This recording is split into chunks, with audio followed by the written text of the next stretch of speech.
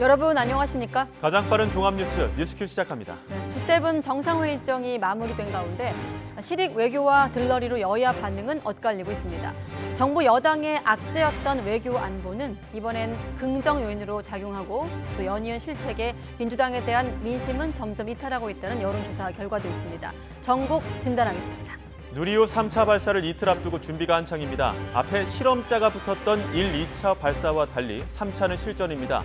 8개의 실용 위성을 싣고 우주로 향하는 누리호. 항공우주연구원 연결해 남은 과정과 의미 짚어봅니다. 네, 이 부분에 대한 여야의 생각도 상당히 상반돼 있는데 오늘 후쿠시마 원전 시찰단 활동 첫날입니다. 어제 일본에 도착한 우리 전문가 시찰단. 오늘은 후쿠시마 원전 시찰에 앞서서 일본 측과 기술회의가 진행 중입니다. 네, 도쿄 특파원 연결합니다. 이승배 기자.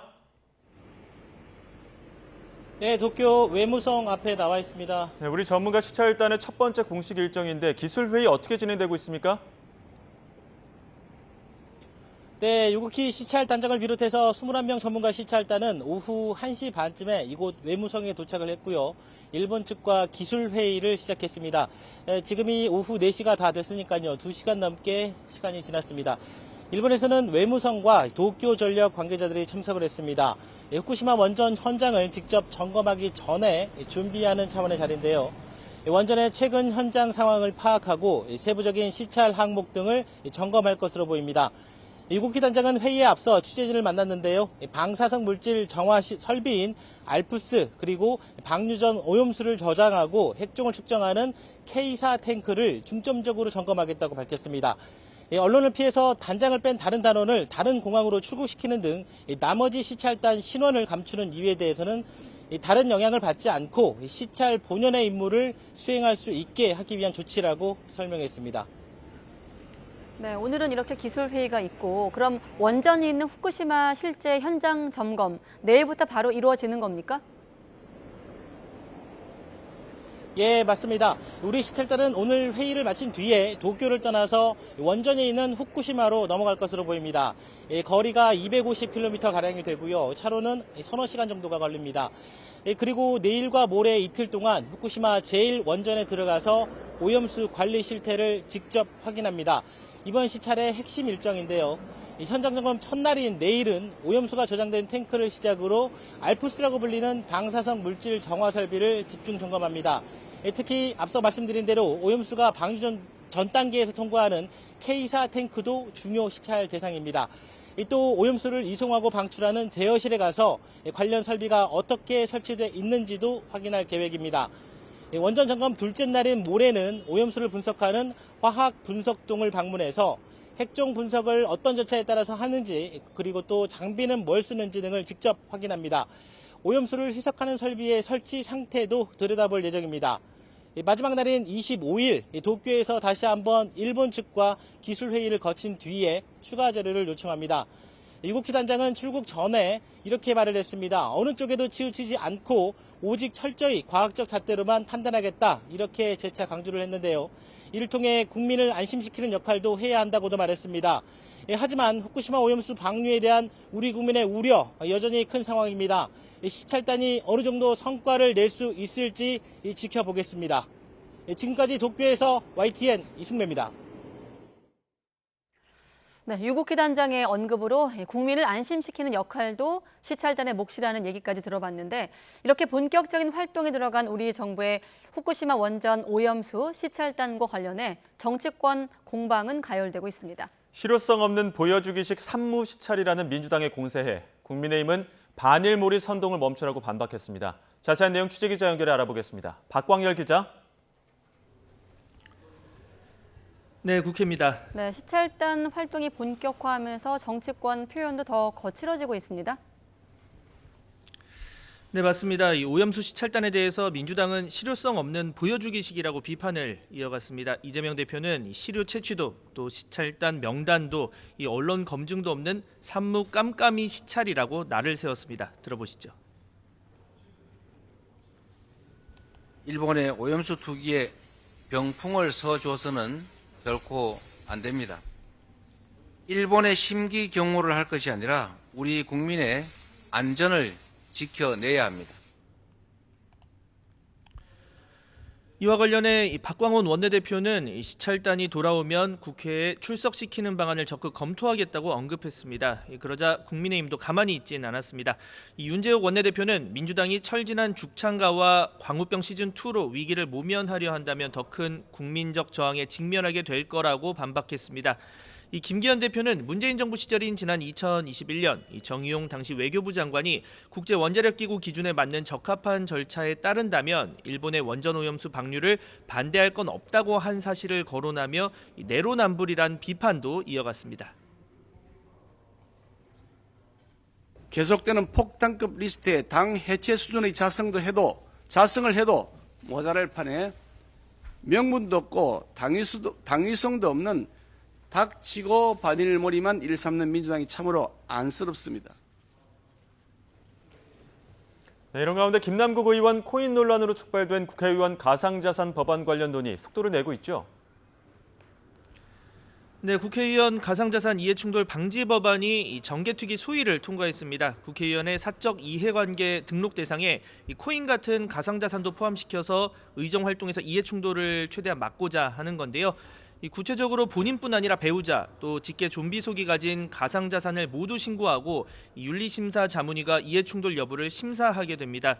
이와 함께 현역 국회의원 전원을 대상으로 이번 국회 임기 시작부터 지금까지 이 가상자산을 단 한 푼이라도 가진 적이 있다면 그 내용은 윤리심사 자문위에 마찬가지로 등록을 해야 합니다. 이 현금과 주식 등은 등록 요건이 1,000만 원 이상인 반면 이 가상자산은 워낙 등락폭이 큰 점을 고려해서 1원이라도 보유를 했다면 전부 신고를 하도록 했습니다. 이와 함께 국회 행안위에서는 국회의원 등 고위공직자의 재산 등록 대상에 가상자산을 포함하는 내용의 공직자윤리법 개정안도 의결됐습니다. 두 안건 모두 25일 오후 국회 본회의 통과가 유력한 상황입니다. 네, 그리고 전세 사기 피해를 막기 위한 전세 사기 특별법 역시 오늘 오전에 상임위 소위 문턱을 넘었죠? 네, 그렇습니다. 여야는 5번째 심사를 진행한 끝에 오늘 오전 이 전세 사기 특별법 국토위 소위를 통과시켰습니다. 이 최우선 변제가 소급 적용되지 않는 대상에게 10년 무이자 전세 대출을 지원하는 게 주요 내용인데요. 여기에 특별법 적용 기준이 되는 피해자의 전세 보증금 요건을 기존 4억 5천만 원에서 5억 원으로 5천만 원 더 높이고 또 이중 계약이나 신탁 사기로 인한 피해에도 금융 지원을 가능하게 했습니다. 또 연체 정보 등록도 20년 동안 유예해서 이 피해자가 신규 대출에 불이익이 없도록 하는 내용도 담겼습니다. 야당이 제안한 인정 범위 확대와 최우선 변제금 적용 확대를 일정 부분 수용했지만 사실상 정부 여당 절충안으로 합의가 되면서 야권 일부에서는 아쉬움의 목소리도 나왔는데요. 관련 내용과 이에 대한 여당의 입장까지 이어서 들어보시죠. 특별법에서 담지 못한 피해 구제의 여러 가지 상황이 발생할 때는 확실하게 보완 입법을 해 나가겠다 하는.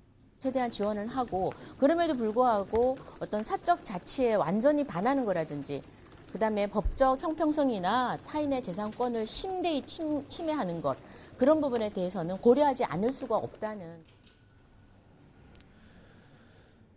네, 국토위는 오는 24일 전체 회의를 열고 이 소위를 통과한 법안을 처리할 방침입니다. 이후 법안은 같은 날 법사위원회를 거쳐서 오는 25일 본회의에 처리될 것으로 보입니다. 지금까지 국회에서 전해드렸습니다.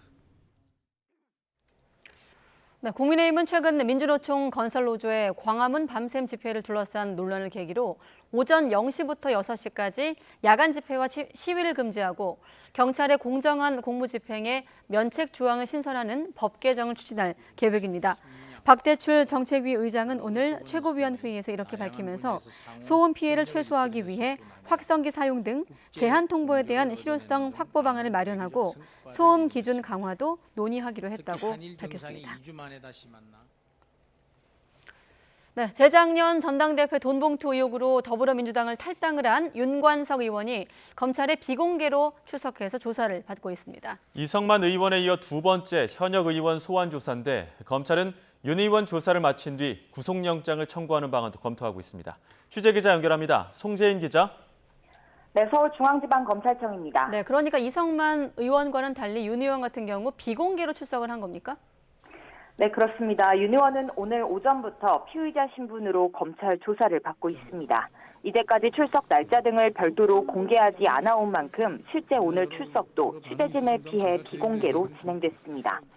윤 의원은 재작년 민주당 전당대회를 앞두고 강내구 전 한국감사협회장 등과 공모해서 송영길 전 대표의 당선을 위해 현역 의원 등에게 9,400만 원을 뿌리는 데 적극적으로 관여한 혐의를 받습니다.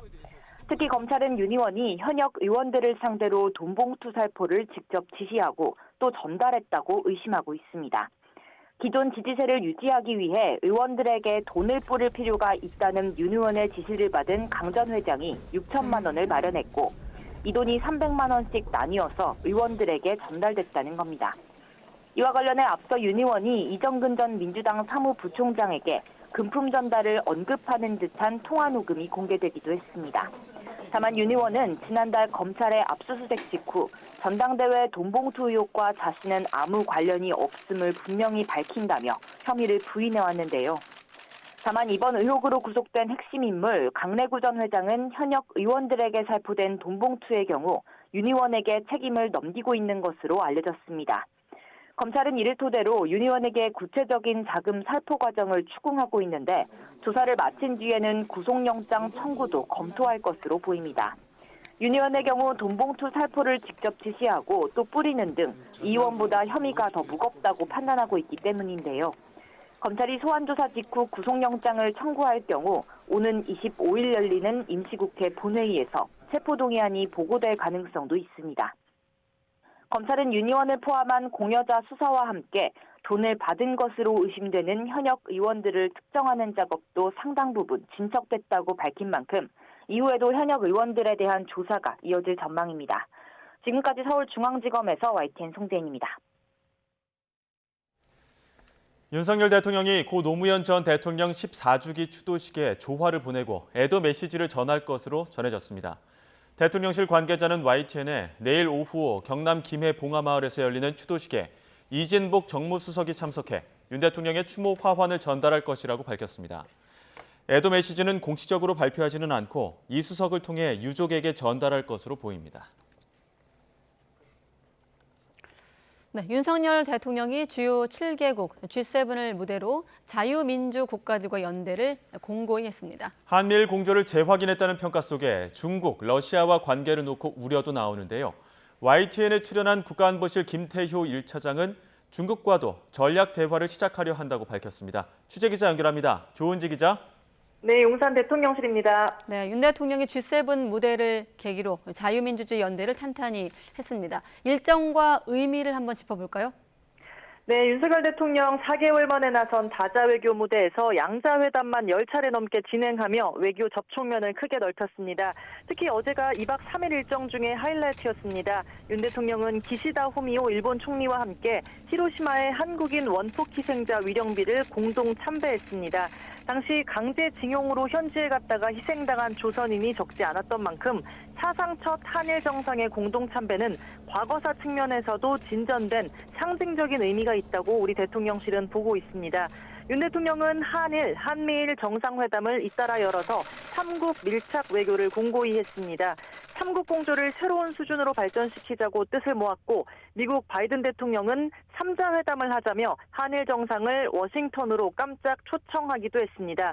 윤 대통령은 젤렌스키 대통령과도 처음 만나 정상회담했고요. 우크라이나에 연대와 지지를 보냈습니다. 젤렌스키 대통령은 비살상 물품 지원을 요청했고 이에 윤 대통령은 지뢰 제거 장비와 긴급 후송 차량 등 우크라이나가 필요로 하는 물품을 신속히 지원하겠다고 화답했습니다. 윤 대통령은 어제 귀국해서 독일 숄츠 총리와 정상회담을 진행했고 오늘 오후엔 역시 G7을 마치고 방한하는 EU 상임의장과 집행위원장을 만나 한 EU 정상회담을 엽니다. 윤 대통령은 내일 국무회의를 통해서 이른바 외교 슈퍼위크에 대한 의미와 소회를 직접 밝힐 걸로 전해졌는데요. 대통령실은 여전히 외교 안보의 시간이다라고 밝혔습니다. 한미일 밀착은 공고히 했지만 동시에 중러 관계의 불확실성은 커졌다는 지적도 나오지 않습니까? 네, G7 정상회의에서는 북한과 중국, 러시아에 대한 견제 노선을 분명히 했습니다. G7은 공동성명을 통해 러시아의 우크라이나 침공을 강도 높게 비판했고 중국에는 힘에 의한 현상 변경을 반대한다. 북한에는 무모한 행동을 하면 강력한 국제 대응에 직면할 거라고 규탄했습니다. 윤 대통령 역시 어제 초청국 확대 세션을 통해 이런 흐름에 힘을 실었습니다. 우크라이나 사태와 북한 핵미사일 위협 등의 사례는 국제법을 정면으로 위반한다고 비판하면서 보편적 가치에 기반한 국제 질서를 공고히 하는데 G7과 우리도 긴밀히 협력하겠다고 말했습니다. 한미일 철벽 공조를 재확인했다는 의미가 있지만 동시에 중국, 러시아와 관계에서 불확실성이 커진다는 우려도 역시 나오고 있는데요. 김태효 국가안보실 1차장은 조금 전 YTN에 출연해서 중국과 양자 간의 전략 대화를 시작해보려 한다. 그 계획이 오가고 있다고 밝혔습니다. 김 차장은 중국 역시 현안에 대해서 한국, 일본과 대화가 필요하다는 걸 인정하고 있다면서 적절한 시점에 한중일 정상회담도 얘기할 분위기가 오지 않겠냐고 설명했습니다. 들어보겠습니다. 고위급 레벨에서도 필요한 현안에 대해서 긴밀한 소통을 이어가고 있다는 것을 말씀드립니다. 중국, 일본 그리고 중국, 한국 간의 양자 간의 전략 대화를 시작을 해보려고 그러고요. 계획이 또 오고 가고 있습니다. 네, 김태효 차장은 러시아 관계에 대해서도 우크라이나에 대한 지원은 인도적 분한이거나 재건에 대한 부분이라 정치적으로 러시아가 불만을 가질 필요는 없다고 설명했습니다. 우리 대통령실은 이번 G7 참석을 계기로 강대국의 눈치를 보는 외교가 아니라 자유민주주의 연대 안에서 국제적 현안에 영향력을 발휘하는 글로벌 중추국가로 위상이 한층 강화됐다고 자평했습니다. 지금까지 용산 대통령실에서 YTN 조은지입니다. 네, 방금 대통령실은 외교 안보의 시간이다 이렇게 말을 했는데 일본 히로시마 G7 정상회의 성과와 또 오늘부터 공식 일정에 들어간 원전 오염수 시찰단에 대한 여야의 평가는 상반되게 나오고 있습니다. 정치권 주요 이슈들 오늘은 김만흠 한성대 석좌 교수와 함께 정리해 보겠습니다. 교수님 안녕하십니까? 네, 안녕하세요. 네, 한미 정상회담은 물론이고 주요국 정상들과 양자회담을 열었습니다. 일단 다자 외교에 대해서 여야 평가가 상반되고 있어요. 네, 그렇습니다. 그동안의 국내 정치에서 여야가 항상 맞서는 거였는데요. 네. 국가적인 문제가 걸린 외교 문제를 두고도 하나도 양보 없이 맞서고 있습니다. 뭐 예상됐던 바입니다. 네, 그런데 지금 이번에 지금 G7의 업서버 자격 참관국 자격으로 참석을 했죠. 여기에다가 또 그냥 참관국이 아니라 북한 문제를 비롯한 영내 문제가 아주 중요하게 같이 맞물려 있기 때문에 네. 거의 뭐 당사자와 비슷하게 참여를 했습니다. 윤석열 대통령 최근에 지난번 미국 방문 이후로 외교 활동에 상당히 자신감을 얻어가는 그런 느낌이 있습니다. 네. 그동안에는 오히려 해외 방문했을 때 다른 구설수를 가지고 논란이 돼가지고 점수를 깎아먹고 그랬었는데요. 네. 지난번 이후로는 뭐 이후에 살펴보겠습니다만 지지도에도 반영이 되면서 득점 요인이 되고 있는 것 같습니다. 네. 이번 활동 아시겠지만 조금 전에 기자가 리포트했다시피 그 한인 그 피폭 원폭 희생자 유령비에 방문했던 것도 굉장히 획기적인 일입니다. 상당수의 사람들이 그동안에 왜 이제야 처음 방문했을까라는 그 이유를 좀 잘 모르기도 하고 그렇습니다. 네. 몇 개가 맞물려 있긴 합니다. 하나는 이게 원폭이라는 것이 전쟁의 원인을 제공했던 일본에 대한 책임 문제를 볼 수 있겠고 또 하나는 폭탄을 투하했던 미국을 볼 수 있겠고 다양한 측면을 볼 수 있기 때문에 네. 가해자, 피해자 문제가 혼재가 돼 있고요. 또 우리의 경우에 지금 일본하고 과연 이것을 공유할 수 있을까 복잡한 문제가 있었는데 어쨌든 이번에 윤석열 대통령 이번에 처음으로 가서 위로도 하고 이것을 또 평화의 메시지로 담아서 좀 바람직한 주목할 부분이 아닌가 그렇습니다. 네. 다자 외교에 참석을 했는데요. 현장에서 여러 가지고 각국 1대1 정상 외교도 했었지만은 이후에 오늘 리포트에 나왔다시피 국내 독일의 슈츠 총리라든가 이후에 네. 지금 EU 정상회담? 의장, 집행위원장 네. 등 계속 회담이 이어지고 있어서 다자외교의 성과는 좀 긍정적으로 평가를 하고 싶습니다. 네. 아까 교수님께서 구설수란 표현을 쓰셨는데 꼭 구설수까지는 아니어도 지난번 방미 당시엔 사실상 핵공유로 또 핵공유 개념 논란을 일으킨 바 있는데 이번엔 여당에서 심리적 쥐애인 국가 반열에 올랐다 이런 논평이 나왔거든요. 잠깐 또 발언 듣고 이어가겠습니다. 사실은 2020년도에 이미 트럼프 대통령이 G7에 한국을 포함시키자라고 주장을 했습니다. 그런데 우리가 G8 국가에 들어가려면 네. 기존에 있는 회원국의 모두의 동의가 필요합니다. 우리가 국제회의에 계속 참석하다 보면 네. G8에 들어갈 날도 멀지 않았다. 심리적 G8이라니 국민들 복창 터지는 소리는 그만하셨으면 좋겠습니다. 얼마 전 사실상 핵 공유라 말했다가 백악관 측으로부터 반박당하시고도 교훈을 얻지 못하셨습니까? 사실상 푸들 외교, 심리적 푸들 외교의 전형일 뿐입니다. 네. 자평하는 과정에서 튀어나온 말일까요? 어떻게 보십니까? 심리적 G8 국가 반영? 굳이 심리적 G8까지 붙이는 것이 국내 정치 또는 국제 외교에서 도움되는 용어인지는 모르겠어요. 우리가 객관적으로 보고 있다시피 사실상 G8에 근접하는 지금 세계 무대에 우리의 위상을 차지하고 있는데요. 네. 자신감이 있을 경우에 그렇게 표현을 하지 않는 게 좋지 않을까. 자칫하면 좀 뻥튀기 느낌도 있고요. 그리고 이후에 진행되는 과정을 보자면은 지난번 트럼프가 한국을 무슨 하나 포함시켜서 G8 하자 뭐 이런 얘기 나왔습니다만은 단계적인 추진으로 보자면 한국만 하나 딱 들어가기보다는 네. 지금 최근에 동반하고 있는 호주 또 인도 등을 포함해 가지고 아마 10개 국가 정도를 확대하는 과정 속에서 한국의 포함 가능성이 있지 않을까 그렇습니다. 그래서 네. 이번에 한국의 위상이 높았다, 확인했다 이런 정도의 표현은 가능하지만은 굳이 앞에다가 심리적인 G8 붙여가지고 스스로 좀 깎아먹는 그런 느낌이 있어서 저는 적절한 표현은 아니었다 그런 생각이 듭니다. 네. 또 한 가지 오늘 마침 또 시찰단이 공식 일정에 돌입하기도 했고 시찰단 활동 관련해서 외교 전문가들이 이번 G7 특히나 한일 정상회담 오염수 지금 방출 관련 얘기하는 거죠? 네네네. 예. 한일 정상회담에서 이 부분에 대한 좀 메시지가 나오지 않을까 했는데 국민을 안심시킬 만한 어떤 언급은 없었던 것 같거든요. 만약에 이 관련 문제가 있었다면은 이번이 아니라 그 이전에도 논의가 됐을 건데요. 네. 우리가 시찰단의 성격을 조금 두고 봐야 될 겁니다. 왜냐하면은요, 시찰단이 이번에 가서 뭘 검증한다고 했을 때 그걸 가지고 어느 자격이 주어지는 것이 아니라 시찰단이 어떤 역할을 했는가 결과를 놓고 국내적으로 판단하게 될 겁니다. 그렇지 않겠습니까? 자칫하면은 거기서 특별한 검증을 못하고 올 수도 있고 네. 검증했다고 하더라도 지금 국내 정치적인 상황으로 보자면은 비교적 안심한 정도의 평가를 내린다면 또 일본의 우호적인 들러리 섰다는 평가가 나올 거고 그다음 비판적인 얘기가 나오면 또 나머지 과제가 남기 때문에 네. 어쨌든 간에 우리는 당사자 국가로서 좀 차분하게 점검을 하고 이후에 그 내용을 가지고 국내에서 그런 정도 어떻게 평가할 것인가 제2차적인 판단이 필요합니다.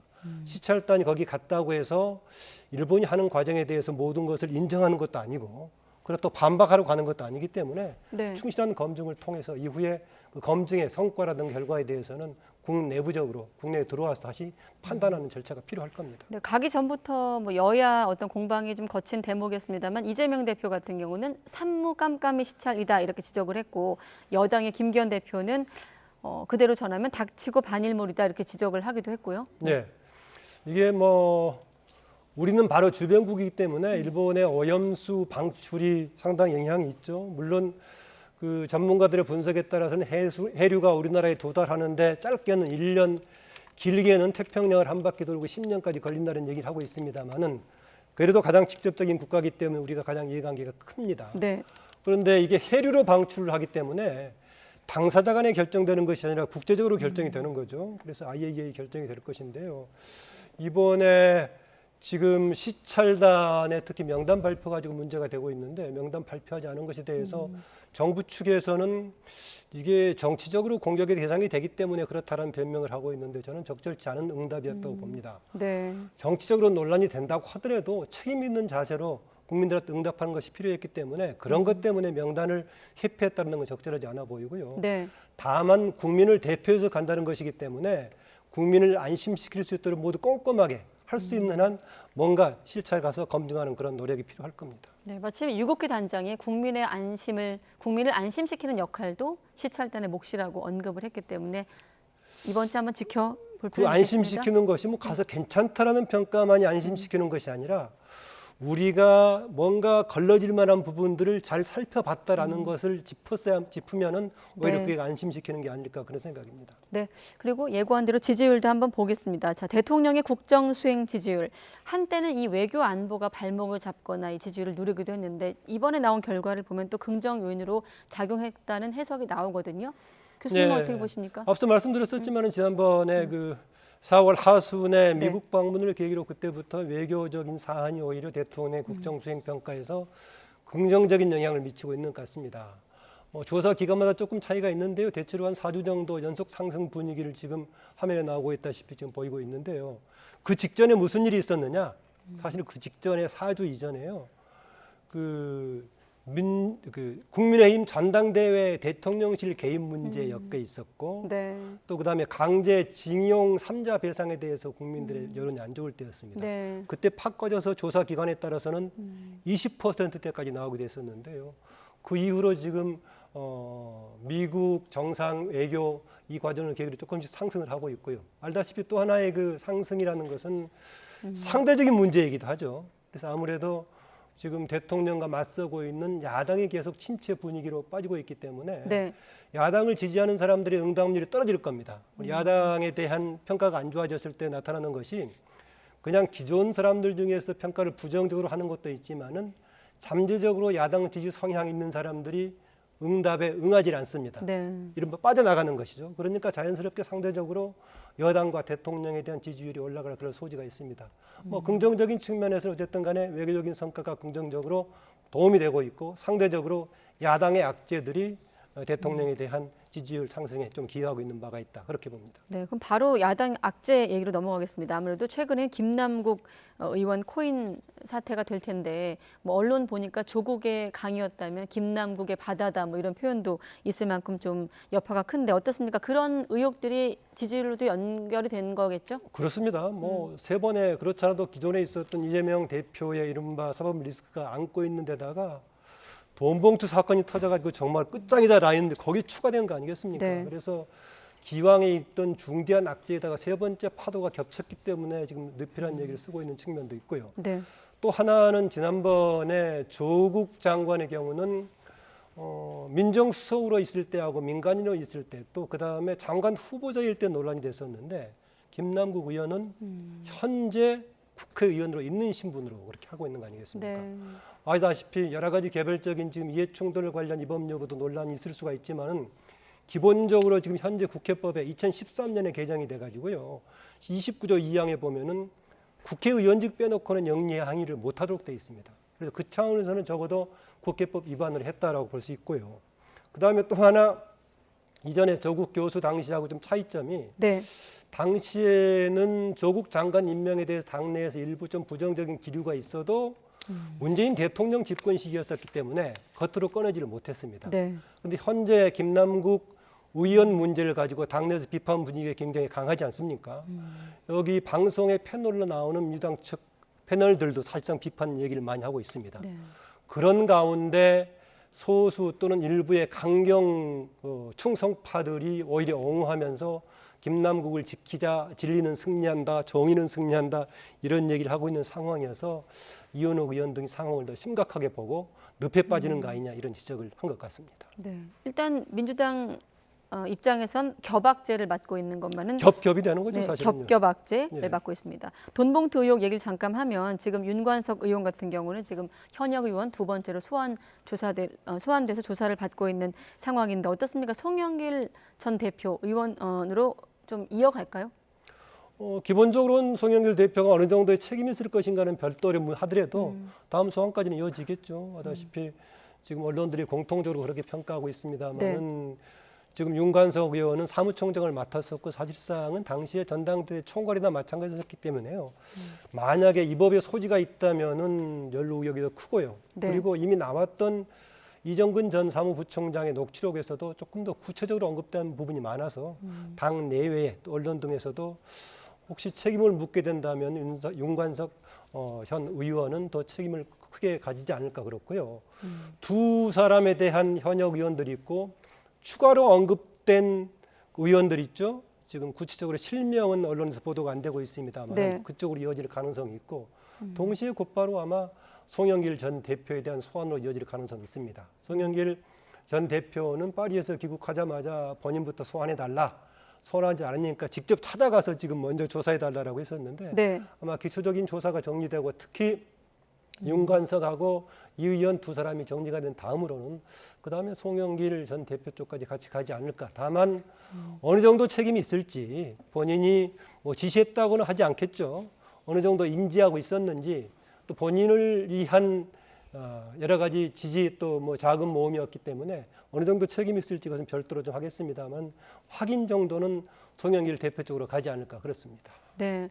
아무튼 최근 김남국 의원 같은 경우도 모습을 드러내고 있지 않는 상황인데 그것에 대해서 국민의힘에서는 아예 법조계 은어까지 사용해서 거칠게 공세에 나서고 있고 민주당 역시 자성의 목소리가 나오고 있습니다. 잠깐 들어보겠습니다. 범죄자들이 자기 혐의를 피해가는 방법에 대해서 1도, 2부, 3백이라는 그 용어를 쓰는데 1도는 1번은 이제 도망, 2부는 부인, 3은 그것도 안 되면 백을 동원한다 이런 내용인데 코인 사태에서 비춰진 민주당의 모습은 국민들 눈엔 윤 대통령과 닮아도 참 많이 닮아 보였습니다. 문제를 지적하는 이들을 원색적으로 비난하며 윽박질렀습니다. 검찰의 야비한 표적 수사의 결과물이라고 말합니다. 부정하지 않습니다. 다만 그 판단은 우리가 아닌 국민들에게 맡겨야 했습니다. 네, 이런 법조계 은어가 있다는 건 사실 전 잘 몰랐는데 도망, 부인, 안 되면 이제 백을 동원한다. 네. 그런 표현이 있더라고요. 들어보셨어요? 네, 그렇습니다. 거기에다 또 하나 같이 덧붙이는 것이 네. 같이 물고 늘어지는 겁니다. 상대방도 그러지 않느냐, 과거에 누가 그랬지 않느냐 그렇다는 네. 것인데 김남국 의원 시간이 지나면서 본인이 뭔가 해명하겠다고 했는데 정리되는 것이 아니라 일이 계속 의혹이 확산되고 좀 커지고 있습니다. 네. 초반에 본인이 뭔가 해명한다고 했던 그 의혹을 계속 남고 있고요. 지금 하태경 의원 등이 지적하고 있다시피 중간에 거액이 과연 출처가 무엇이었는가. 또 상식적으로 초반에 위믹스 투자했을 때 그나마 게임 업체이기 때문에 실체가 있는 조직이기 때문에 투자했다 했었는데 이후에 정말 실체가 없다고 볼 수 있는 상당히 모험성이 엄청 큰데 왜 투자했을까 등이 복잡해가지고 네. 이런 의혹들이 있는데 본인은 지금 뭐 카메라에 잡히기도 했습니다만 계속 잠적 상태에 있는 겁니다. 제가 앞서 말씀드렸었지만 적어도 국회법에 규정된 국회의원은 의원으로서의 직무 외에 다른 영리행위를 하지 못하도록 규정이 돼 있고 네. 이거를 위반하면은 징계하도록 국회법에 정해져 있습니다. 그래서 이 법은 기본적으로 위반을 했는 거고 다른 조항들을 얼마나 위반을 했을지 좀 앞으로 좀 이제 증명이 돼야 될 부분이라고 보고요. 일반적으로 국회 차원에서의 위반 여부가 아니라 조금 진행이 되면 이미 지금 이제 고발이 돼가지고 수사가 시작이 됐습니다만 네. 형사법상 여러 가지 또 이해 충돌 문제 또 공직자 윤리 관련 문제 등이 앞으로 이제 수사의 대상이 진행이 되면서 확인이 될 것 같습니다. 네, 시간 관계상 두 가지 질문을 좀 묶어 질문 드리면 아까 고민정 최고위원 같은 경우는 이제 자성의 목소리를 내면서 또 대통령의 모습과 닮아 있다 이런 표현을 쓰기도 했고 이번 코인 논란 이후 관련 입법 논의 속도를 내고 있는 상황까지 좀 함께 질문 드리겠습니다. 네, 뭐 지금 어쨌든 간에 야당으로서의 대통령도 같이 물고 공격을 해보려고 했는데 이 부분은 그렇게 설득력 있어 보이지는 않고요. 왜냐하면은 최근에 윤석열 대통령이 관련 얘기를 하다가 엉킨 게 있으면 바로 끌어내서 하면 좋겠는데 네. 최근은 이른바 외교의 무대라고 하다시피 외교에 집중하고 있는 때여서 그렇게 조금 쉽게 물려 들어가기 좀 어려워 보이고요. 네. 당장은 그렇게 후속 입법을 급속하게 추진하고 있습니다만은 현재로서의 국민들의 관심은 후속 입법의 중장기적인 효과보다는 현재 나와 있는 이런 문제들을 과연 국회 스스로 어느 정도 해결할 수 있을지 계속 국민들이 보기에는 언론에 나와서 패널들이 추측성 아니면 추론을 가지고 얘기하는 수준이 반복될지 그것을 국회 내부에 스스로 풀어줘야 무엇보다도 당에서 지금 탈당을 했기 때문에 민주당에서 핸들링 할 수 없다면은 국회 전체 차원에서라도 빨리 당장 걸려있는 이 문제부터 우선 해결하는 게 우선이지 않을까 좀 그런 생각입니다. 네, 아무튼 국회 정치권 차원에서 자정의 어떤 일환으로 코인 1원까지 재산 공개를 하자 21대 의원부터 그 대상이다라고 했으니까 한번 그 진정성이 있는지 한번 과정까지 지켜보겠습니다. 김만음 한성대 석좌 교수였습니다. 고맙습니다.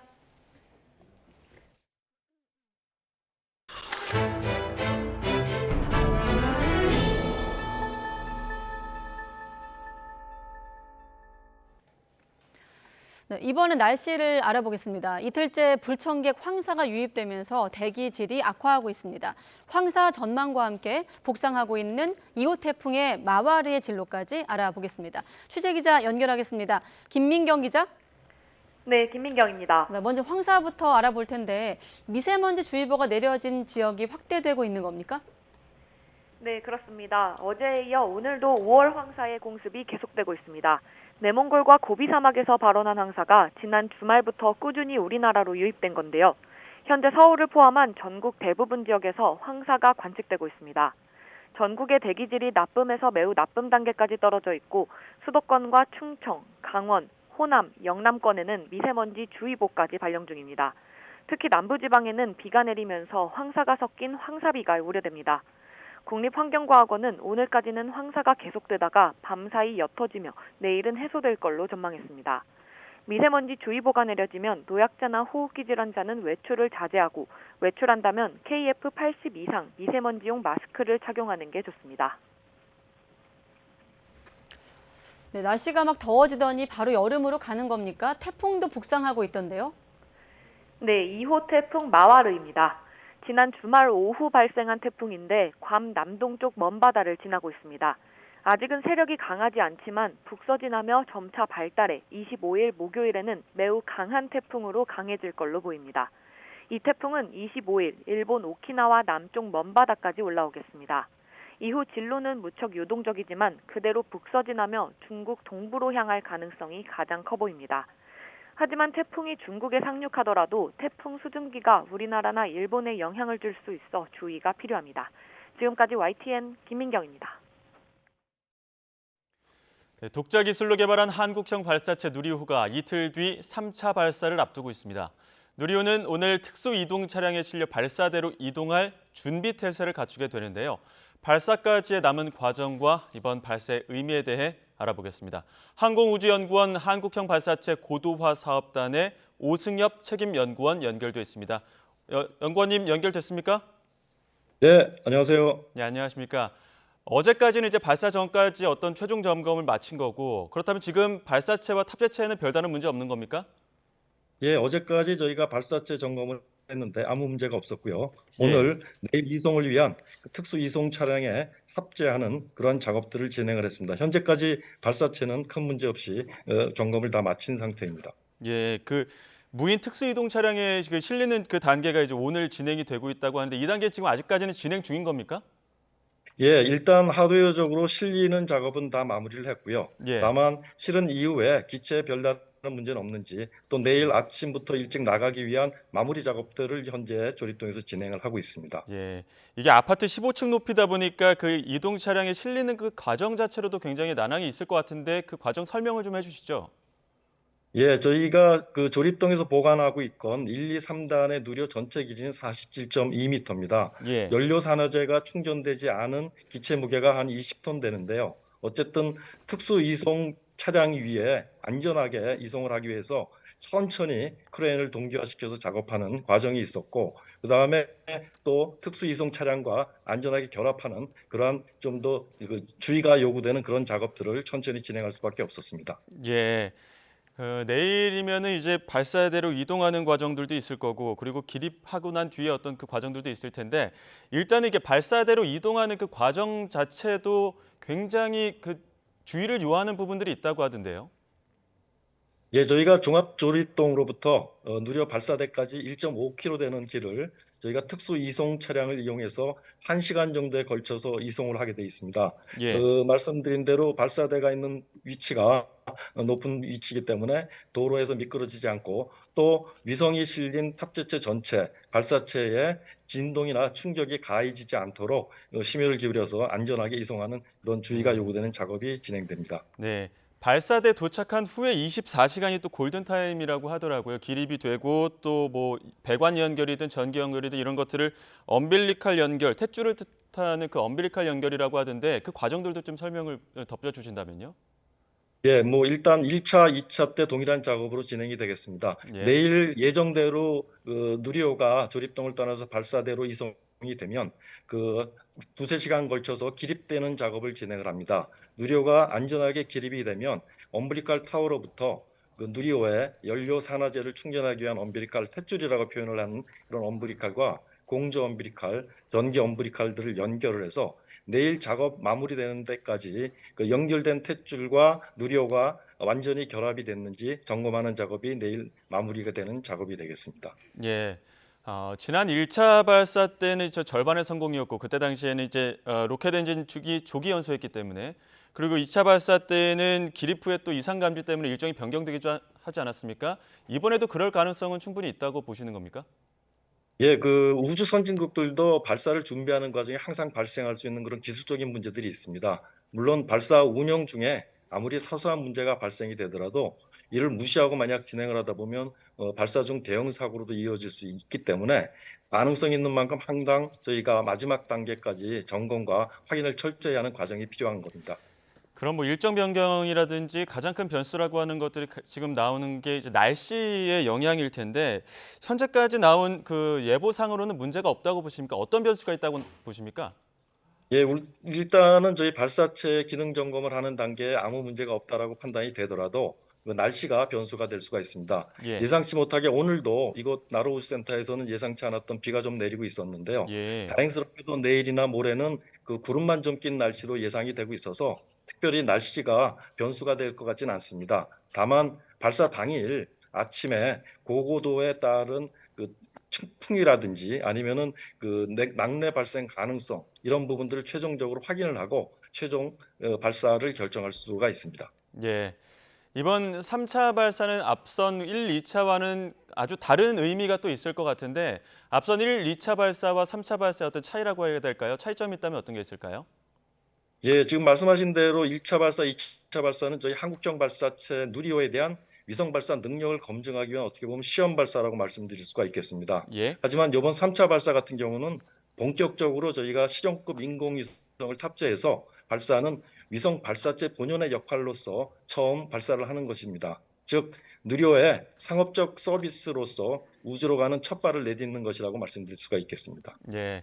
그러니까 1, 2차에는 모사체라든지 아니면 성능 검증을 위해서 무게를 달아놓는 어떤 그 물체를 넣었다면 이번에는 실용적으로 그 안에서 쓸 수 있는 것들, 그 실용 위성이 8개가 들어간다 이런 또 이야기가 있었는데 자, 3차 발사가 오후 6시 24분으로 예정이 되어 있습니다.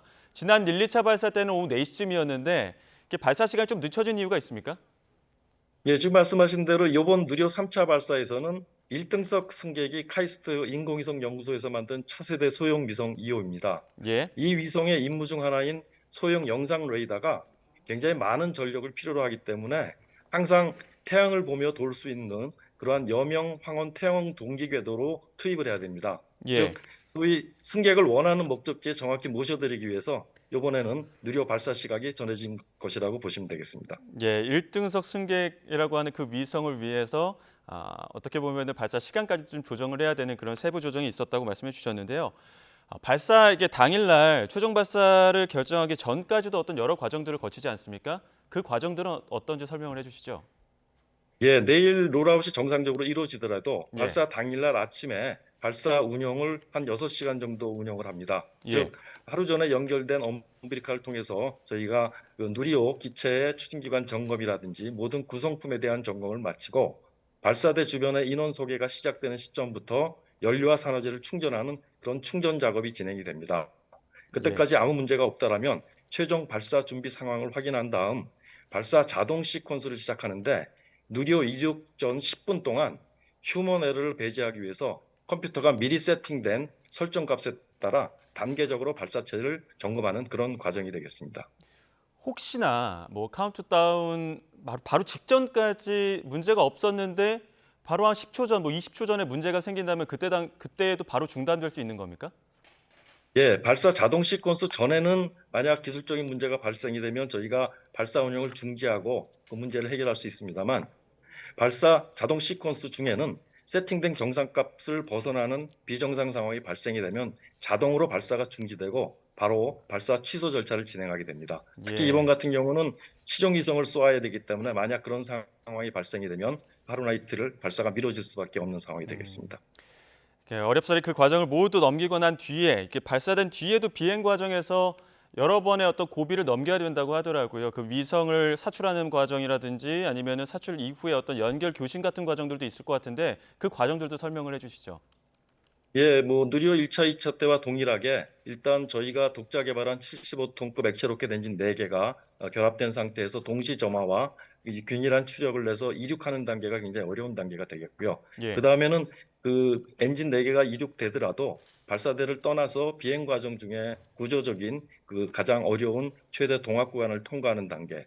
그다음 1, 2단이 분리된과 동시에 2단이 점화되어야 되는 단계, 그다음 페어링 분리 또는 2, 3단 분리와 3단 점화, 마지막으로 이제 위성을 분리하는 이런 각 단계들이 어떻게 보면 발사체의 굉장히 이륙 과정, 비행 과정에서 중요한 그러한 고비라고 말씀드릴 수가 있겠습니다. 예.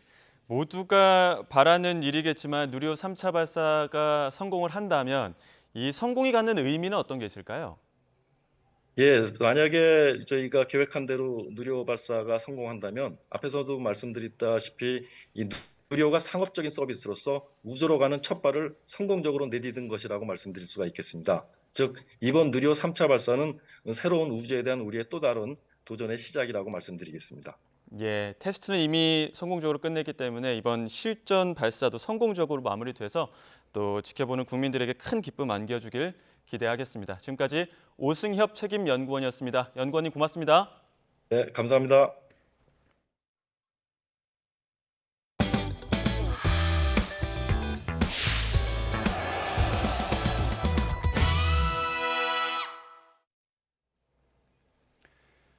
재계약 때 전월세비를 5% 이상 올리지 못하게 하는 임대차법 규정을 피해 관리비를 월세만큼 올리는 꼼수 계약이 등장했는데요.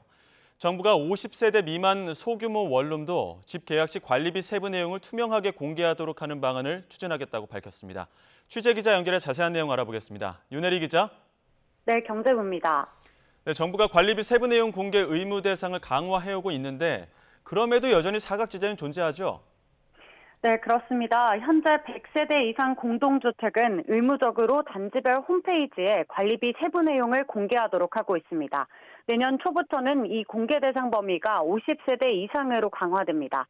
하지만 소규모 원룸이나 오피스텔은 별도 규정이 없어 대학생과 사회초년생들이 사각지대에 놓여 있다는 지적을 받아왔습니다. 특히 최근에는 임대차법에 따라 집을 재계약할 때 임대료를 최대 5%까지만 올릴 수 있게 되자 관리비를 과도하게 올리는 꼼수 계약 피해 사례가 속출하기도 했습니다.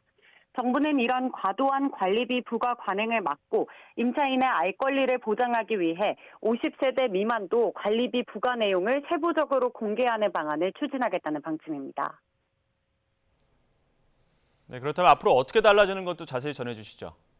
네, 핵심은 집을 계약할 때 관리비 세부 내용을 투명하게 알 수 있도록 하겠다는 겁니다.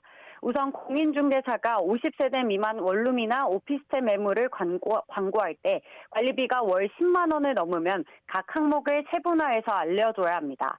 예를 들면 현재는 매물 광고에 관리비 15만 원으로 통칭해서 표시했다면 앞으로는 일반 관리비와 수도세, 인터넷 등이 각각 얼마인지 나눠서 표시해야 하는 겁니다.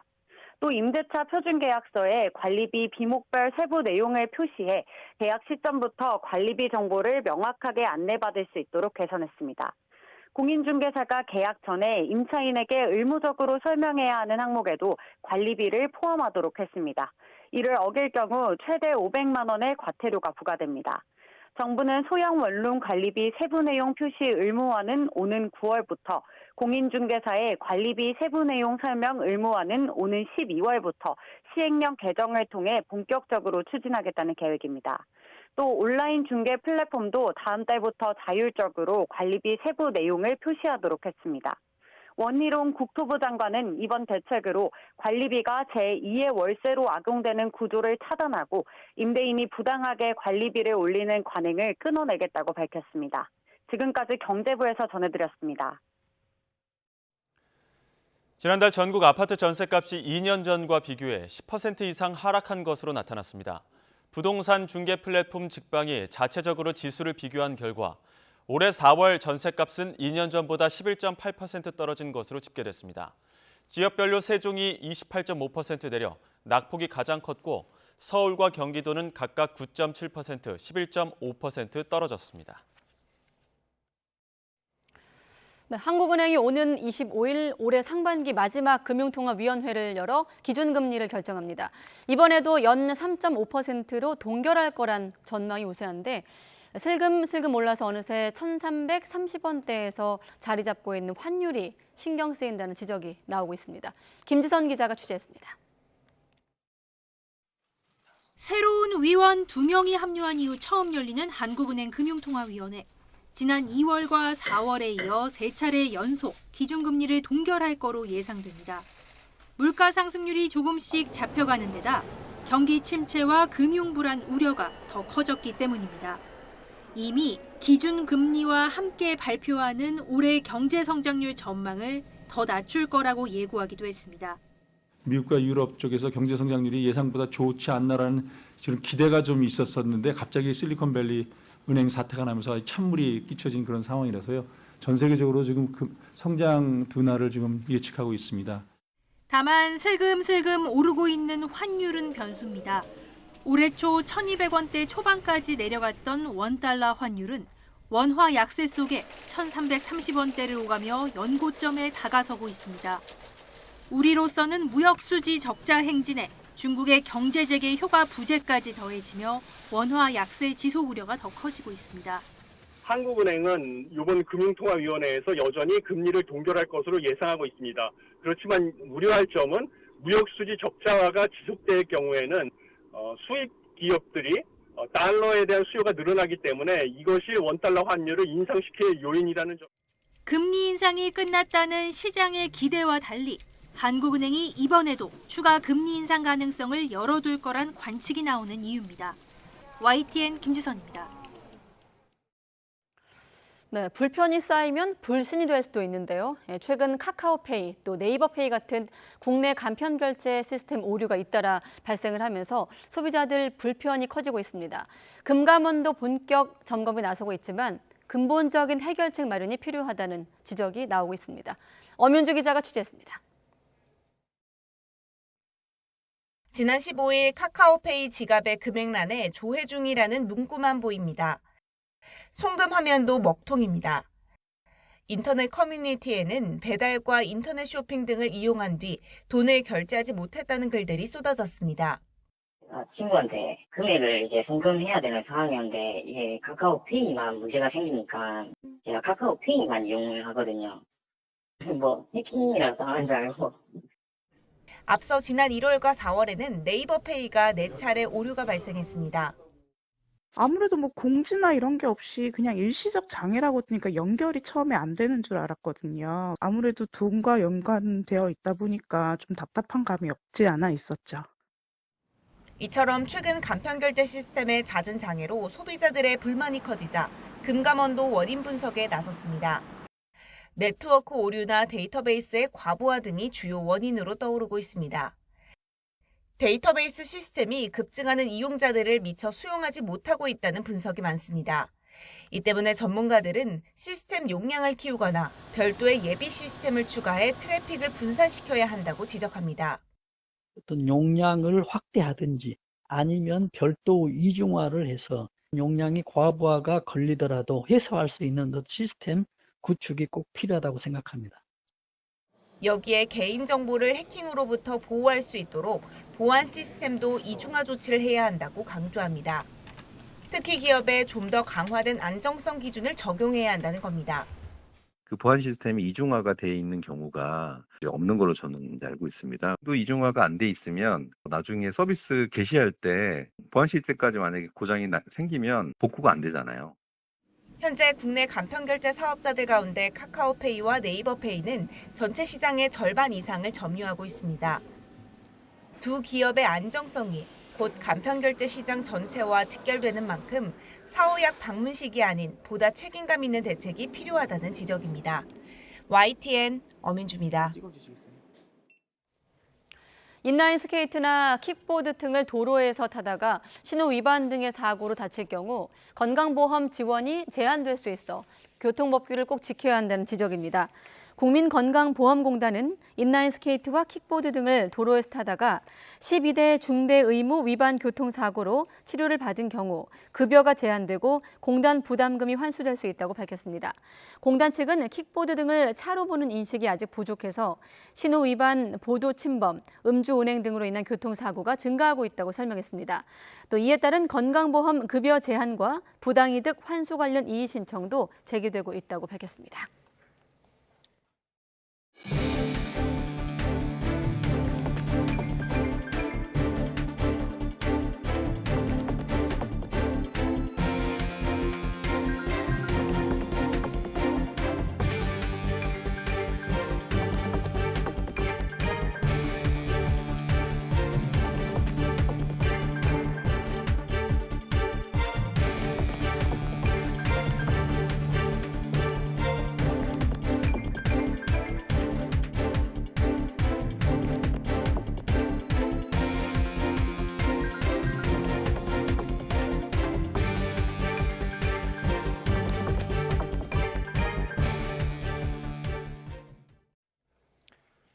검찰이 마약 상습 투약 혐의를 받는 배우 유아인 씨와 투약을 도운 혐의를 받는 지인에 대해 구속영장을 청구했습니다.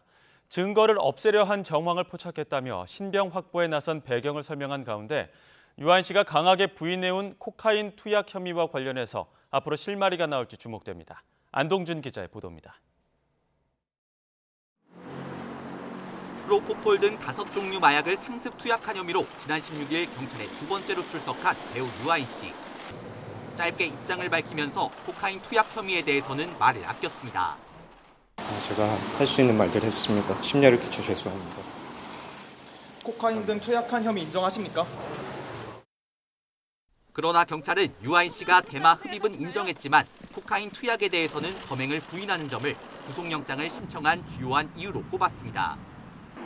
또 증거인멸을 시도한 정황이 있다며 애초 신병 확보를 고려하지 않다가 방침을 뒤집게 된 배경을 설명했습니다. 여기에 식품의약품안전처가 수사 의뢰를 했을 때보다 마약 투약 횟수 등이 크게 늘었고 공범까지 있어서 구속 필요성이 생겼다고 강조했습니다. 유아인 씨가 코카인 투약 혐의를 강하게 부인하는 건 경찰이 아직 코카인 입수와 투약 경로 등 명확한 증거를 확보하지 못해서라는 분석도 나옵니다. 하지만 경찰이 유아인 씨의 마약 투약을 도운 혐의 등으로 입건한 지인 4명 가운데 1명에 대해서도 신병 확보에 나선 만큼 수사 과정에서 실마리가 나올 가능성도 있습니다. 유아인 씨에 대한 신병 확보를 하면 접촉은 불가능하게 되는 겁니다. 그러면 이 진술의 간극 그리고 객관적인 증거물과의 어떤 괴리 등을 통해서 혐의 입증에 나설 것으로 보입니다. 경찰은 프로포폴과 케타민, 졸피뎀을 의료 목적으로 처방받아 적법하게 투약했다는 유아인 씨 주장과 관련해서도 해당 병원장을 불러 조사하는 등 사실관계를 살펴보고 있습니다. 검찰이 구속영장을 청구하며 곧 유아인 씨에 대한 구속 여부가 결정될 것으로 보이는 가운데 경찰은 신병 확보를 통해 수사에 속도를 내길 기대하고 있습니다. YTN 안동준입니다. 일부 아파트에서 택배 차량의 지상 출입을 막아 단지 입구에 택배 물품들이 널브러져 있는 모습 보셨을 겁니다. 아직도 비슷한 일이 벌어지고 있는데요. 정부가 대책을 마련하긴 했지만 사각지대가 많다 보니 근본적인 해결이 어려운 건데 더욱 적극적인 중재자 역할이 필요하다는 지적이 나옵니다. 유서연 기자입니다. 택배기사가 짐이 가득 실린 카트를 끌고 경사진길을 오릅니다. 아파트 입구에서 가장 가까운 동까지 300m 거리를 차량 없이 오가야 합니다. 아파트 단지에서 10년 전쯤부터 택배 차량의 지상 출입을 막고 지하 주차장만 허용했기 때문입니다. 하지만 차량 높이가 주차장 입구를 넘어서 들어갈 수가 없다 보니 몇 배나 힘이 드는 일을 매번 반복할 수밖에 없습니다. 차 타고 들어갔을 때는 거의 한 30-40분 정도면 이제 끝나는 시간인데 이제 구르마를 끌고 이제 왔다 갔다 하면 한 1시간 반에서 1시간 40분 정도에서 50분 정도 소요가 돼요. 경기 수원에 있는 대단지 아파트는 몇 주째 택배 대란입니다. 이달부터 택배 차량의 지상 출입을 막자 반발한 기사들이 밖에다 택배를 쌓아둔 겁니다. 이것도 안 된다 이런 식으로 얘기하고 어떻게 또 알아 이렇게 얘기하면 저희가 할 수 있는 방법이 없고요. 아이들 안전과 차없는 쾌적한 환경을 위한 조치라지만 주민들 사이에서도 입장이 엇갈립니다. 그거에 대해서도 아이들이 갖고 학교에 항상 가 있을 수도 있고 안 가 있을 수 있는 아이들도 있잖아. 전혀 협상의 여지는 없다. 그래서 해결이 좀 잘 됐으면 좋겠다는 마음은 있는데 오늘 좀 더 해볼 수 있겠죠? 지난 2018년 이후 곳곳에서 비슷한 갈등이 이어지자 주무부처인 국토교통부는 대책을 내놨습니다. 상당수 택배 차량이 들어갈 수 있도록 아파트 지하주차장 높이를 2.7m 이상으로 만들어야 한다는 규정을 마련한 겁니다. 하지만 이전에 설계된 아파트는 적용받지 않아 갈등이 불가피한 상황입니다. 국토부는 현재로선 마땅한 해결책이 없다며 주민들과 택배기사, 업체 측이 협의해야 할 문제라는 입장입니다. 우선 택배사하고 입주민 간의 협의가 우선적으로 필요하다. 이 정도 입장으로 이해해 주시는 게 좋을 것 같아요. 이에 전문가들은 국토부가 보다 적극적으로 나서야 한다고 입을 모읍니다. 행정 지도를 통해서 시정을 시키고 궁극적으로 이해 당사자들 간에 의견이 달라서 조정을 해주고 해결해야 될 것은 역시 정부가 나서서 특히 이해 당사자들 간의 직접 대화는 오히려 갈등을 키울 수 있는 만큼 중재자로서 타협점 마련에 나서야 한다는 지적입니다. YTN 유서연입니다. 대통령 관저 이전에 개입했다는 의혹을 받는 역술인 천공에 대해 경찰이 서면 조사를 한 것으로 확인됐습니다. 서울경찰청 관계자는 오늘 정례 기자간담회에서 천공이 참고인 조사에 출석하진 않았지만 서면 조사에 응하겠다는 뜻을 밝혔고 이번 달 초 답변을 보내왔다고 설명했습니다. 이어 천공의 답변 내용은 서울 한남동 육군참모총장 공관을 방문한 적이 전혀 없다는 내용이었다고 덧붙였습니다. 경찰은 천공 측에 참고인 조사에 출석하라고 수십 차례 요구했지만 모두 거절당했다며 출석할 의사가 없는 것으로 판단된다고 밝혔습니다. 무소속 김남국 의원의 60억 원 코인 보유 의혹을 수사하는 검찰이 김 의원이 이용했던 가상화폐 예치 서비스 운영업체를 압수수색하고 있습니다. 서울 남부지방검찰청은 오늘 오전 가상화폐 예치 서비스 운영업체 A사 등 두 곳의 수사관을 보내 김 의원의 코인 거래 내역 등을 확보하고 있습니다. A사는 가상화폐 예치와 교환 서비스를 운영하는 클레이스왑 운영사로 김 의원은 이 서비스를 이용해 이른바 잡코인들을 거래한 것으로 파악됐습니다. 윤석열 대통령 장모 최은순 씨의 양평 공흥지구 개발 당시 특혜 의혹을 고발한 시민단체가 경찰의 조사 과정과 불송치 결정을 받아들일 수 없다며 공수처에 재고발하겠다는 의사를 내비쳤습니다. 시민단체 사법정의 바로 세우기 시민행동은 불송치 수사 결과 통지서를 공개하며 검찰에 이의제기 진정서를 제출하고 공수처의 양평 공흥지구 개발 비리 사건을 재고발하는 방안을 검토하겠다고 밝혔습니다. 이들은 양평 공흥지구 개발 비리야말로 전형적인 권력형 부정부패이자 토착 비리 사건인데 수사기관이 오히려 면죄부를 주기에 급급했다고 비판했습니다. 어린 자녀를 태우고 다니며 일부러 교통사고를 낸 뒤 보험금과 합의금으로 1억 6천여만 원을 뜯어낸 일당이 검찰에 넘겨졌습니다. 경기 남부경찰청은 보험 사기 혐의로 20대 남성 A씨를 구속해 검찰에 넘기고 아내 B씨와 중학교 동창 등 모두 3명을 불구속 송치했습니다. 이들은 지난 2018년 4월부터 올해 2월까지 경기도 광주와 성남시 일대에서 모두 37차례에 걸쳐 고의로 교통사고를 낸 뒤 보험금과 합의금 1억 6,700여만 원을 가로챈 혐의를 받고 있습니다. 날이 갈수록 교묘해지고 늘고 있는 마약 범죄를 근절하기 위해서 경찰의 위장 수사 확대가 필요하다는 의견이 나오고 있습니다. 마약 조직에 잠입해 가짜 신분을 사용할 정도로 범위를 넓혀야 한다는 건데 부작용에 대한 우려도 나옵니다. 윤홍성 기자가 보도합니다. 골목에 있는 통신 상자를 열자 작은 물체가 툭 떨어집니다. 전자담배 액상 용기처럼 생겼지만 대마입니다. 마약 판매 측이 특정 장소에 마약을 숨겨놓는 이른바 던지기 수법으로 구매자에게 마약을 판매하려다 덜미가 잡힌 겁니다.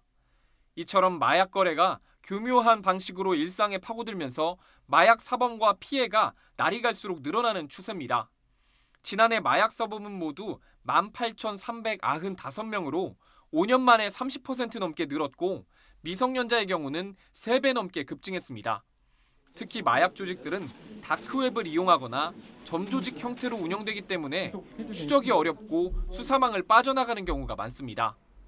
범죄 조직에 잠입해서 비교적 오랜 시간 수사해야 공급책부터 유통책까지 검거할 수 있다는 목소리가 나오는 이유입니다.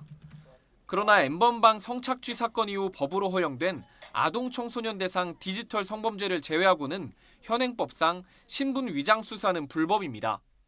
마약을 거래하려는 사람에게 경찰 신분을 밝히지 않고 접근하는 위장 수사 정도만 판례를 통해 인정되고 있습니다.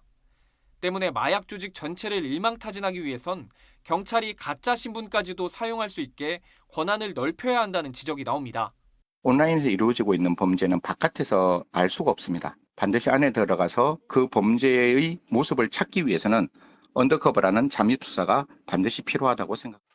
윤희근 경찰청장도 지난해 전략과제에서 위장 수사를 마약류에 확대 적용할 뜻을 내비쳤습니다. 국회에서도 경찰의 신분 위장 수사를 보장하는 내용을 담은 마약류 관리법 개정안이 잇따라 발의돼 논의가 진행 중입니다.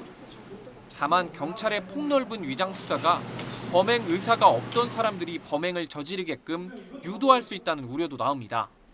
자칫하면 이른바 함정수사 위험에 빠질 수도 있다는 겁니다. 범죄의 의도 자체를 유발시키는 것은 우리 그 형사법에 정한 이제 교사범에도 해당될 수가 있거든요, 오히려. 이에 따라 위장 수사가 검거 실적 쌓기용으로 남용되지 않도록 법원의 허가 등 안전장치에 대한 사회적 논의가 선행돼야 한다는 목소리가 높습니다. YTN 윤웅성입니다. 해직교사를 부당하게 특별 채용한 혐의로 1심에서 징역형의 집행유예를 선고받은 조희연 서울시 교육감의 항소심 재판이 시작됐습니다. 서울고등법원은 오늘 직권남용 권리행사 방해 등 혐의로 기소된 조 교육감의 항소심 1차 공판을 열었습니다. 조 교육감은 출석 전 기자들과 만나 교육감으로서 어떤 위법적 지시도 하지 않았다며 부끄럽게 행정을 하지 않았다는 점을 항소심에서 충분히 소명하겠다고 밝혔습니다. 조 교육감은 지난 2018년 전교조 출신 해직교사 등 5명을 부당하게 특별 채용한 혐의로 기소돼 1심에서 징역 1년 6개월에 집행유예 2년을 선고받았습니다. 유명 영화에 투자했던 투자자문 회사의 대주주 A씨가 고수익을 보장하겠다며 자산가들에게 1,000억 원대 투자금을 받아 빼돌린 혐의로 경찰 조사를 받고 있습니다. 서울경찰청 금융범죄수사대는 비상장 회사 투자 명목으로 1,000억 원대 투자금을 받아 대부분을 날리고 일부를 빼돌렸다는 의혹을 받는 A씨를 사기 등의 혐의로 조사하고 있습니다. A씨는 수익성과 잠재성이 좋은 비상장 회사에 투자하면 연 30%의 수익을 낼 수 있다면서 투자자들에게 많게는 100억 원 넘는 투자금을 받은 뒤 가로챈 혐의를 받고 있습니다. 민주노총 건설노조가 정부의 노조 탄압에 반발하며 분신에 숨진 고 양회동 씨와 관련해 각종 의혹을 제기한 기자를 명예훼손 혐의로 고소했습니다. 건설노조는 오늘 경찰청 앞에서 기자회견을 열고 조선일보 기자와 간부, 개인 SNS에 기사를 공유한 원희룡 국토교통부 장관을 사자 명예훼손 등의 혐의로 고소했다고 밝혔습니다. 앞서 조선일보와 월간조선은 고 양회동 씨가 분신할 당시 CCTV 영상을 근거로 동료 간부가 이를 방조했다는 의혹을 제기하고 고인의 유서에 담긴 필체가 평소와 다르다고 보도했습니다. 윤석열 정부 출범과 함께 폐지가 예고됐던 여성가족부 1년 넘게 그대로 유지되고 있습니다. 여야 의견 차이로 폐지안이 국회 문턱을 못 넘고 있는 사이 찬반 갈등은 여전히 평행선을 달리고 있습니다. 김평정 기자입니다. 지난해 10월 정부는 여성가족부를 폐지할 구체적 방안을 발표했습니다. 보건복지부 산하에 인구가족 양성평등본부를 만들어 주요 기능을 이관하고 여성 고용 관련 업무는 고용노동부로 넘긴다는 구상이었습니다. 근본 개편을 통해 여가부 기능이나 조직은 축소, 쇠퇴되지 않고 오히려 사회복지 보건체계와 여성 가족 업무가 융합이 되어 시너지 효과를 낼 수 있을 것입니다. 그러나 야당의 반대로 정부조직법 개편안에서 여가부 폐지만 쏙 빠진 채 국회를 통과했습니다. 여소야대 상황이 계속되고 있는 만큼 여가부 폐지안이 언제 국회 문턱을 넘을지는 기약이 없습니다. 이 때문에 윤석열 정부 1년째 여가부는 그대로 유지되고 있고 이를 둘러싼 찬반 논쟁과 갈등 역시 계속 이어지고 있습니다.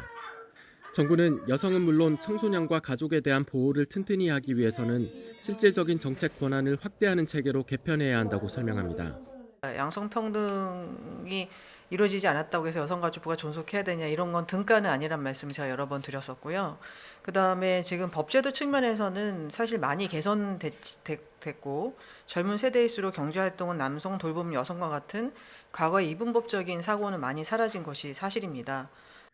시민사회단체는 구조적 성차별이 사라졌다는 정부의 시각이 여가부 폐지 추진의 출발점이라며 성평등 정책의 퇴행을 막기 위해서 여가부 기능을 오히려 더 강화해야 한다고 주장합니다.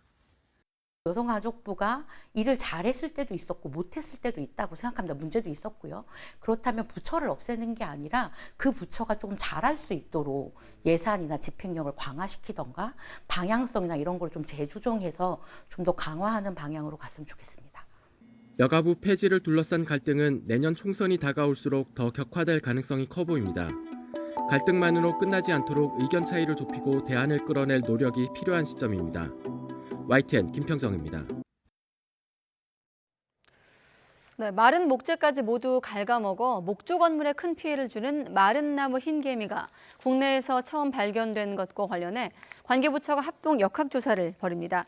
환경부는 오늘 농림축산검역본부, 산림청 등과 마른 나무 흰개미가 발견된 서울 논현동 주택을 방문해 흰개미 피해 범위와 이동 경로 등을 확인할 예정입니다.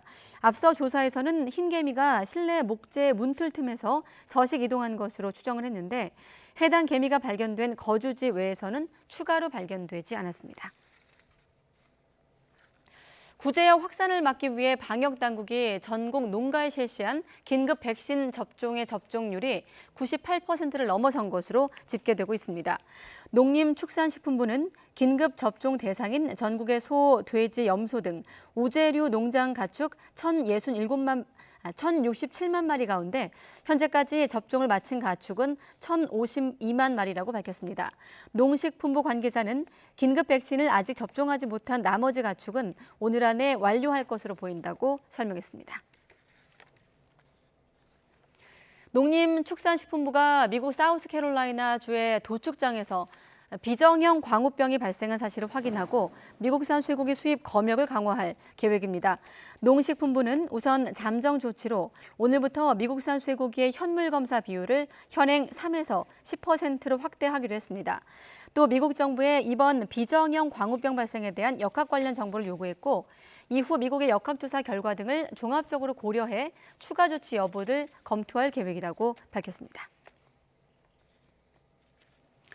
미국이 G7 정상회의 개막일에 맞춰 전략 핵잠수함 SSBN 메인함이 필리핀 해역에서 작전 중인 모습을 공개했습니다.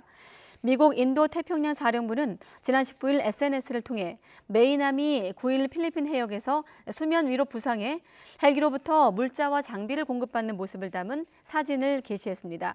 이에 따라 일각에선 메인함이 한반도 주변에 이미 전개됐거나 한국 기항이 임박했을 가능성 등이 제기되고 있습니다.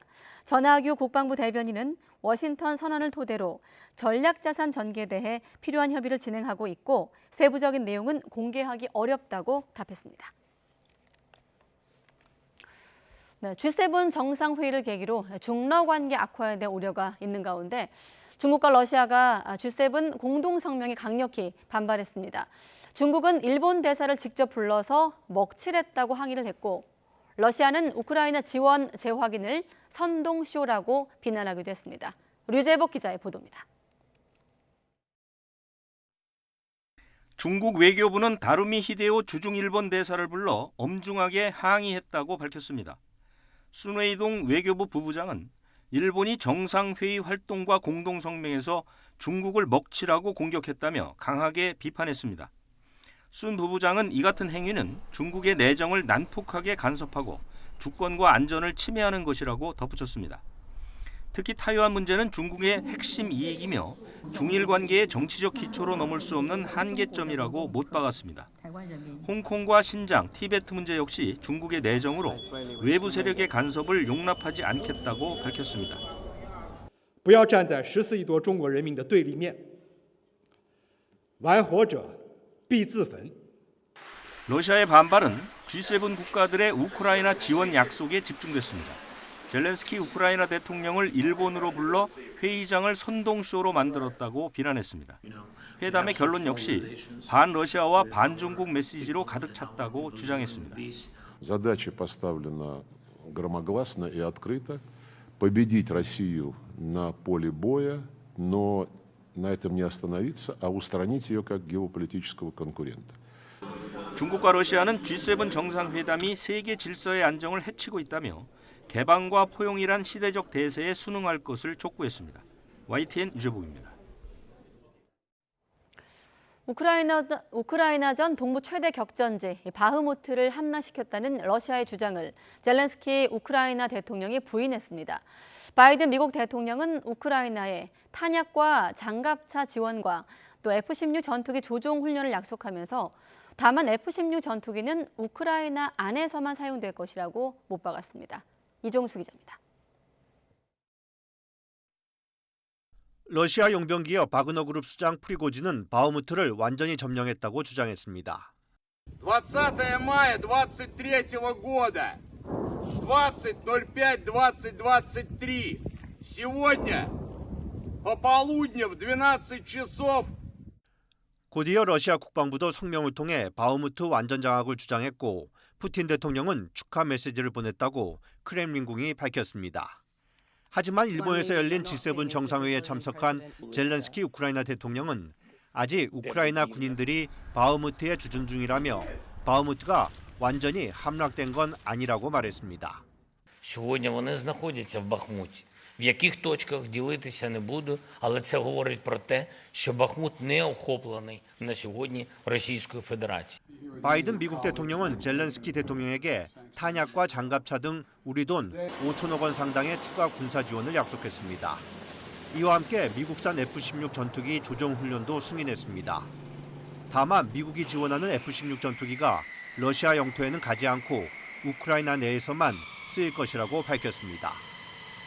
영국 수냅 총리는 우크라이나에 공군력을 제공하겠다면서 이를 위한 조종사 훈련을 올여름에 시작할 것이라고 말했습니다. 영국은 앞서 네덜란드와 국제연합을 구축해 F-16 조달을 지원하기로 했습니다. YTN 이종수입니다. 중미 엘살바도르의 축구장에서 압사 사고가 발생을 해 최소 12명이 사망하고 500명 이상이 다치는 참사가 발생했습니다.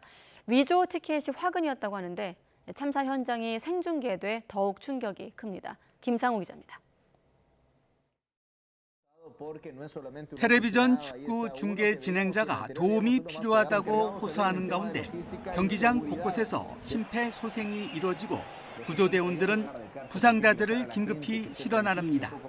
또 다른 곳곳에서는 쓰러진 사람들에게 물을 먹이거나 뿌리고 옷으로 부채질을 하기도 합니다. 지난 토요일 엘살바도르 수도의 쿠스카틀란 경기장에서 프로축구 리그 알리안자와 파스 간의 경기를 보러 온 관중들이 닫힌 문 쪽으로 갑자기 모여들면서 압사 사고가 발생했습니다. Hubo una avalancha, el portón no botaron. Lastimosamente había niños, ancianos. Ellos fueron los perjudicados. Si vos ves, hay gente que 경기장 안팎 일대가 한순간에 아수라장으로 변하면서 폭력 사태까지 빚어졌고 최소 12명 이상이 숨지고 500명 이상이 다친 것으로 집계됐습니다. 특히 끔찍한 압사 사고 현장 모습은 그대로 생중계됐습니다. Al principio pensábamos que era sobre el fuego que habían prendido los de la Alianza, la afición de Alianza, pero en realidad lo que se había tratado era tipo una avalancha de personas en la entrada. AP통신은 경기가 오후 7시 반에 시작될 예정이었는데 7시에 문이 닫히면서 티켓 소유자들이 입장을 못하자 닫힌 문 쪽으로 몰려들면서 사고가 난 것으로 보인다고 보도했습니다. 그러면서 위조 티켓이 판매돼 인파가 대거 몰린 곳으로 보고 당국이 수사 중이라고 전했습니다. YTN 김상호입니다. 네, 대표적인 보수 아랍 국가인 사우디아라비아에서 첫 여성 우주인이 탄생했습니다. 스페이스X의 우주선을 타고 국제 우주정거장으로 향했는데 사우디의 여성 인권 정책에도 변화가 있을지 주목됩니다. 이만수 기자가 소개합니다. 미국 플로리다주 케네디 우주정거장입니다. 스페이스X의 유인 우주선 크루드래곤이 국제 우주정거장 ISS를 향해 하늘 높이 솟아오릅니다. 탑승자 4명 가운데 1명은 사우디아라비아의 줄기세포 연구원 레이아나 바르나입니다. 사우디의 첫 여성 우주인입니다. And I'm very happy and honored to be here today representing the government of Saudi Arabia and the Saudi Space Commission as the first Saudi women astronaut going to the International Space Station. 사우디 공군 전투기 조종사와 함께 우주선에 오른 바르나위는 고국의 모든 여성의 꿈과 희망을 대변하게 돼 영광스럽다고 강조했습니다. 여성 우주인 양성을 포함한 사우디의 우주 프로젝트는 실세인 빈살만 왕세자가 비전 2030 계획의 일환으로 추진해왔습니다. نطمح أن يكون الشباب السعودي من أفضل الشباب ويصل للعالمية في الرحلة الفضائية وأتمنى لهم التوفيق إن شاء الله. 빈살만 왕세자는 여성의 축구장 출입과 운전도 허용하며 여성 인권에 다소 전향적인 정책을 취해왔습니다. 이번 우주 비행은 미국의 민간 우주업체 엑시엄 스페이스가 주관했는데 사우디 정부가 얼마나 비용을 지불했는지는 공개되지 않았습니다. 엑시엄 스페이스가 지난해 민간 기업 최초로 ISS로 비행할 당시에는 1인당 약 730억 원을 지불한 것으로 알려졌습니다.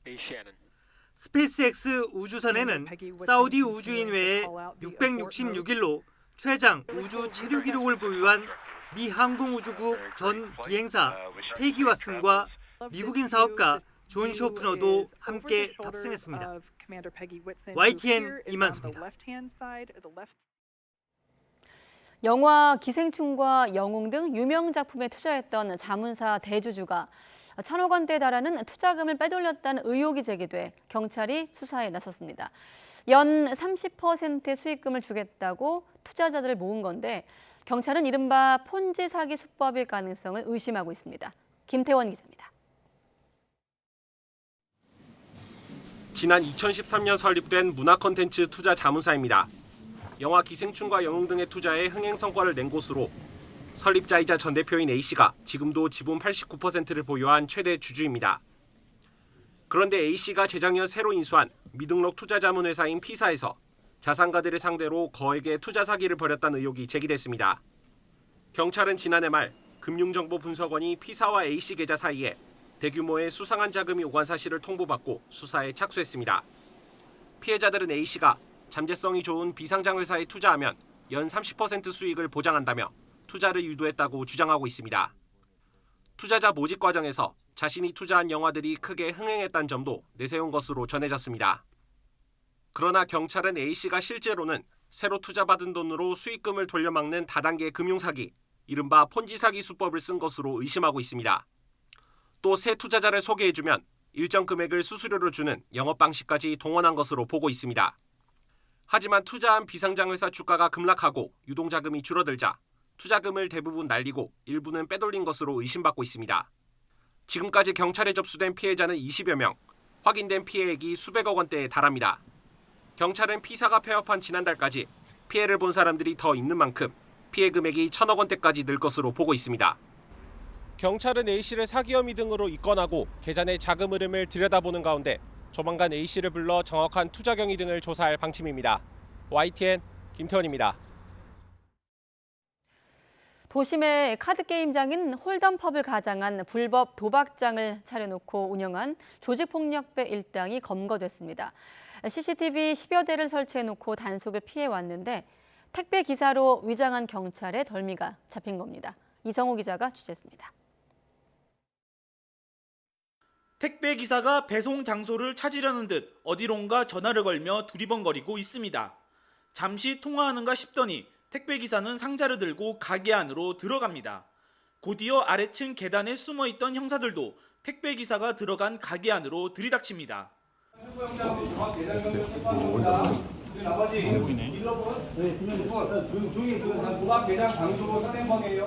충북경찰청은 불법 도박장을 차린 혐의로 조직폭력배 45살 A씨 등 2명과 나머지 일당 그리고 도박 참가자 등 23명을 붙잡았습니다. A씨 등은 지난 1월부터 지난달까지 카드게임장 형태의 이른바 텍사스 홀덤펍을 운영하면서 일반 홀덤펍과 달리 칩을 현금 등으로 교환해주고 수수료로 2억 5천만 원을 받아 챙긴 혐의를 받고 있습니다. 건물 안팎에 10여 대의 CCTV를 설치해놓고 단속을 피해왔습니다. 도박장 근처에 그 10여 대의 CCTV가 건물 내부를 모두 비추고 있었습니다. 그래서 그 저희 수사관들 다수의 수사관들이 들어갔을 때 그 증거 인멸하거나 뭐 문을 잠궈버린다든지 그걸 방지하기 위해서 저희 이들은 입출금 편의를 위해 영업장 안에 현금 자동 입출금기 기기를 설치하고 SNS 채팅방에 금 송아지나 금반지 등 경품을 내걸어 이용자들을 유인했습니다. 도박 현장에서 그 환전을 해주었고 금송아지나 금반지 같은 경품을 제공하기도 했습니다. 그러한 점이 일반 홀덤범과는 다른 점입니다. 경찰은 총책인 조직폭력배 A씨 등 2명을 구속하고 나머지 21명을 불구속 입건해 검찰에 송치했습니다. 경찰은 칩을 경품으로 교환하거나 환전받는 행위는 소액이라 하더라도 도박죄로 처벌받을 수 있어 각별히 유의해달라고 당부했습니다. YTN 이성호입니다. 부처님 오신 날을 앞두고 금동보살 입상 등 국보급 불교문화재가 잇따라 공개되고 있습니다. 125개의 도상을 수놓은 승려 예복, 자수가사도 보존 처리를 거쳐 40여 년 만에 첫 선을 보입니다. 이교준 기자가 소개합니다.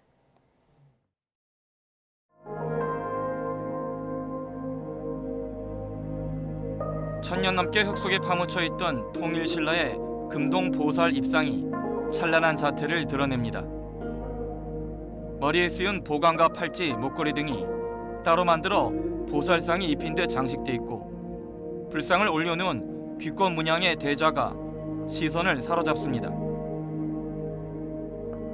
지난 2015년 강원도 양양군 설림원지에서 발굴된 이후 첫 공개로 당대 최고의 금속 공예 기술을 엿볼 수 있습니다. 양양 설림원지에서 발굴된 금동열의 보살상은 그 조형성이나 또 영락 장식 등의 예술성으로 볼 때 그 가치가 굉장히 높다고 평가되고 있습니다. 이번 전시는 부처님 오신 날을 앞둔 특별전입니다. 금동보살 입상과 함께 군이 인각사지와 삼척 흥정리 사지에서 발굴한 통일신라 정병 4점도 처음으로 한자리에 모았습니다. 국립문화재연구원 문화재보존과학센터에선 보물 자수가사가 44년 만에 공개됩니다.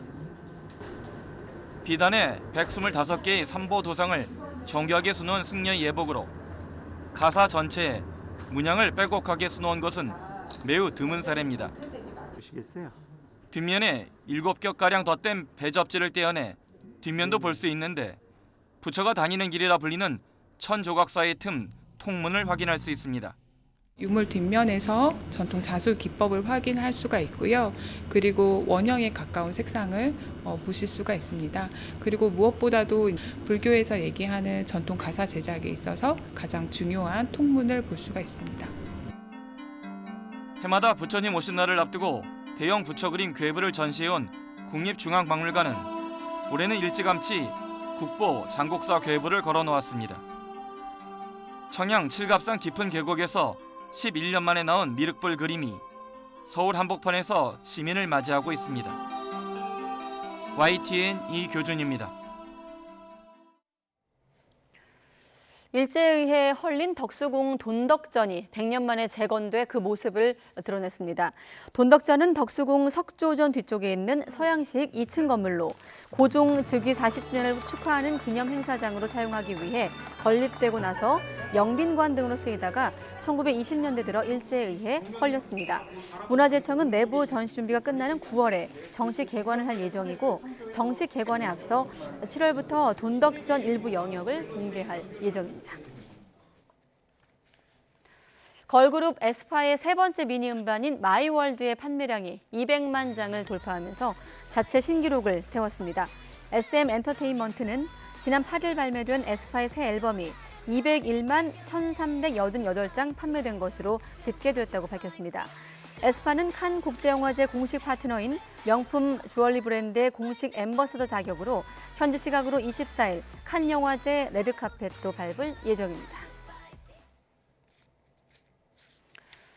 네, 지난 2016년 서울 구의역에서 홀로 작업을 하다가 불의의 사고로 숨진 노동자 김모 군의 7주기를 맞아 시민단체들이 위험의 외주화가 여전히 만연해 있다면서 개선을 촉구했습니다. 공공운수노조 등은 오늘 오전 서울 지하철 2호선 구의역 개찰구 앞에서 기자회견을 열어 김군의 사망과 지난해 9월 신당역 살인 사건, 지난해 이태원 참사는 공공기관 안전 인력 감축이 낳은 참사라고 비판했습니다. 노조는 오는 29일까지를 추모 주간으로 정하고 공동행동을 이어나갈 계획입니다.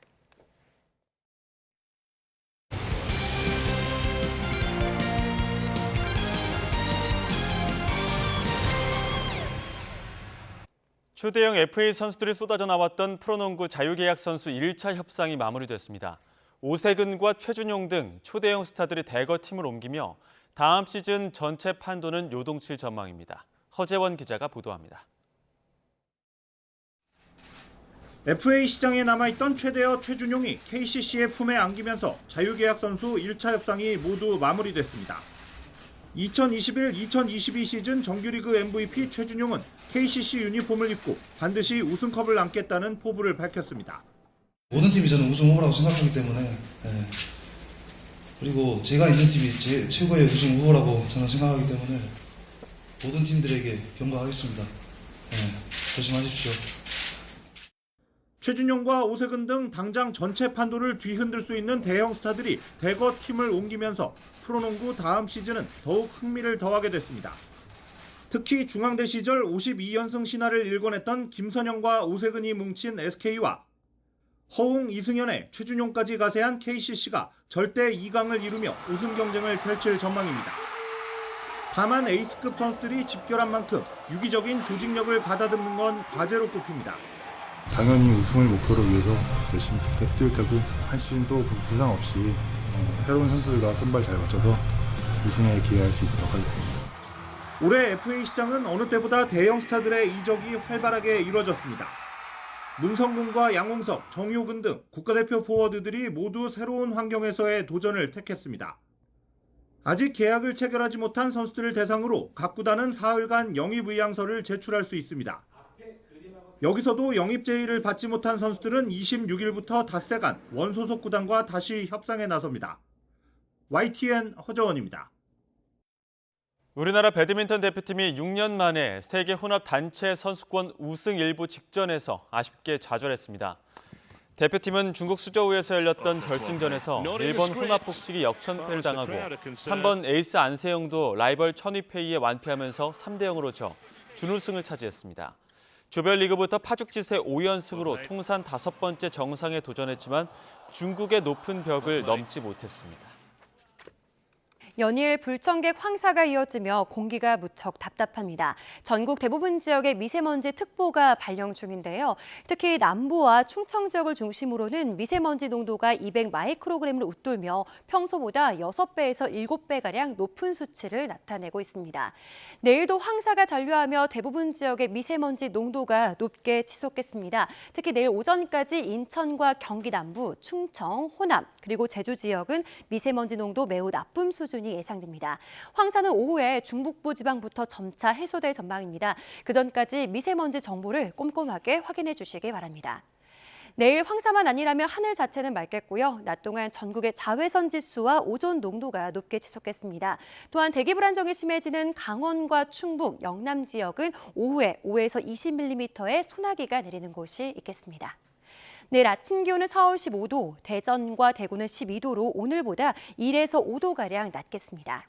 낮 기온은 서울 27도로 수도권 지역은 오늘과 비슷하겠고요. 남부지방은 광주 26도, 대구는 27도까지 오르며 오늘보다 4에서 5도가량 높겠습니다.